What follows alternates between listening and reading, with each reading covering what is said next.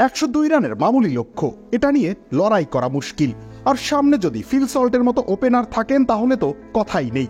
তিনি সেই কাজটাই করলেন যেটাতে তিনি সব থেকে বেশি পারদর্শী। প্রতিপক্ষের বোলিং লাইন আপকে গুড়িয়ে দিলেন।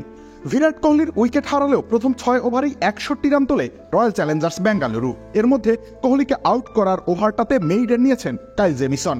ষষ্ঠ ওভারে সেই জেমিসনের বিপক্ষেই 21 রান তুলেছেন ফিল সল্ট। মাত্র 23তম ডেলিভারিতে নিজের হাফ সেঞ্চুরি পূর্ণ করলেন। ইনিংস শেষ করেন 27 বলে 56 রান করে। তার জন্যই আইপিএলের ইতিহাসের সংক্ষিপ্ততম কোয়ালিফায়ার আয়োজন করা সম্ভব হয়েছে। এসএমসি ওটসালাই এলো আরো উন্নত নতুন প্যাকে, জীবন বাঁচায়, জীবনকে এগিয়ে নিয়ে যায়। চলতি আইপিএলের রান তারায় দারুণ সফল ফিল সল্ট, সবগুলো হাফ সেঞ্চুরি পরে ব্যাট করে।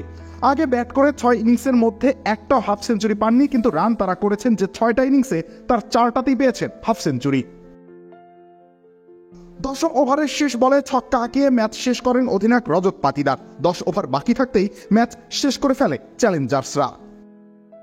বোলারদের সুবাদে ম্যাচটা যে একতরফা হবে সেটা আগে থেকেই বোঝা যাচ্ছিল। ফিল সল্টের ব্যাটিং সেই কাজটা আরো সহজ করে দেয়। রবিউল ইসলাম রনি, খেলা 71।